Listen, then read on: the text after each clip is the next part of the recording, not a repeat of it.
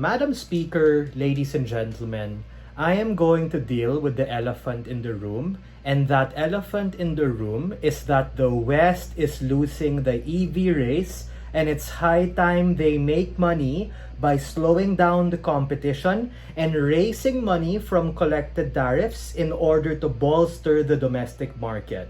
Very early on in this debate, I am going to throw a bone on side opposition, and I'm not even going to talk about the recent development of Trump winning in terms of saying, this economy is actually doing it already. Absent that bullshit, so we have the best possible debate. I am going to prove why it's in the interest for the West to do it, and why it's specifically through protectionist policy we're able to do things like bolster the domestic market, as well as be able to spur true competition and innovation when other people can compete. This is a value judgment motion with an embedded actor of Western nations, but it also needs a policy so that debate doesn't explode in its own asshole and go to absolute shit. A couple of parameters of setup that are very important coming from PM. Number one, we're referring to Western countries like Germany and France in Europe, and Canada and the United States in North America. Why? Because they're big enough to give a shit, and their politicians are powerful enough to be able to make things matter in the geopolitical lens to be able to pressure China. Number two, what do we mean by protectionist measures? The entire range of capacity, but we're probably going to be alluding more to things like higher quotas for importing and higher tariffs when you trade on both sides, whether it be an import or an export.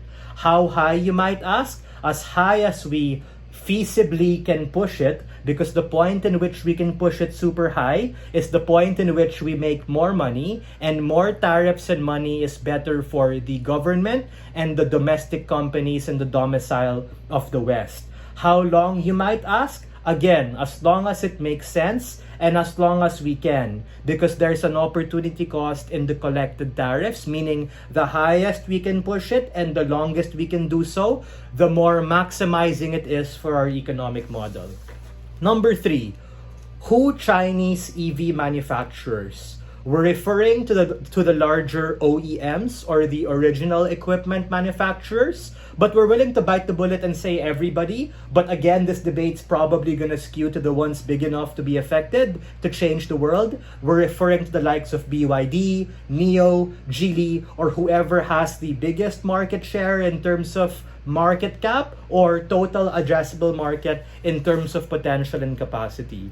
The main push I have from opening government is, why should Western countries do this? And what are the strategic, political, economic, and social incentives for them to do so? And why specifically should it be through protectionist policy? Number one, let's first preempt and deal with all the BV pushback bullshit we're probably going to hear from the other side. They're gonna say like, it's gonna be bad for the consumers on the ground because they're gonna get wrecked from higher prices, because now Chinese OEMs or original equipment manufacturers are gonna pass off the cost to people through a price hike and inflation of prices, meaning in all these saber rattling between economists and politicians, the consumers on the ground who want to buy Chinese cars are going to get fucked. We think it's good in the long term because we're able to stress test the business model and elasticity of demand of these Chinese manufacturers. That is to say, we push them to be less greedy with their margins, because if they push it too high, no one's gonna buy their product anymore. And that's exactly what we want to test, to be able to study their margins, study their financials, and be able to understand to what extent the fair price it really is, so that people can better manufacture these particular things, compete, and produce. We recognize there's going to be a transitionary period, and we think that's exactly where we're going to swoop in, wherein the West and the governments are able to correct these tariffs, and these tariffs exactly are going to be used for protectionism. We're going to use them for direct subsidies for local players like Tesla and Ford in the US, or Volkswagen, Benz, and Mercedes in Europe, to be able to cut them some slack.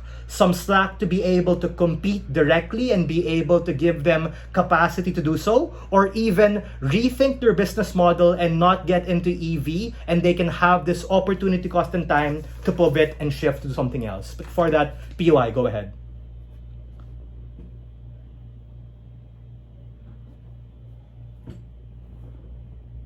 The other countries don't really fucking matter, meaning they're in their interest and status quo, they're trying to get everybody. But we think the point in which we impose tariffs on the West, this then sends a message maybe to other smaller markets and emerging markets that maybe they should do the same.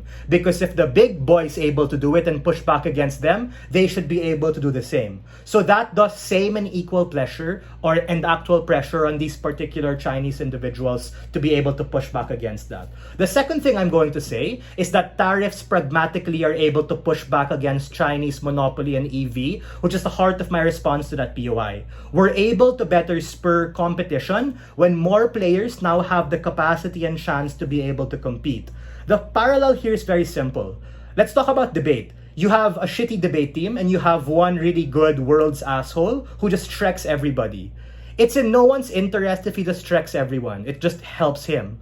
What we want to do is we want to nerf that motherfucker so other people can get good enough to be able to compete and be able to make the quality of everyone better, wherein you're able to put pressure on the guy who's able to be good and you're able to bolster those who are having a hard time.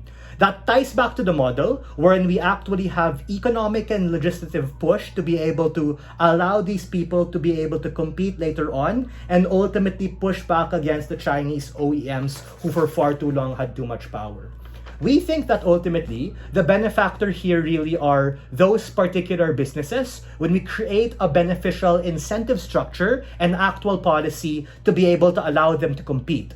We think that opposition counterfactual does not really quell with the true spirit of competition, and ultimately on our side, we're able to really have better innovation, better competition, and capacity when it's in the interest of these Western people to be able to make money from the person who has the most money on the table, to be able to redistribute and give it back to those who want a fighting chance to compete, who have a trickle-down effect on the very people all these markets are trying to serve.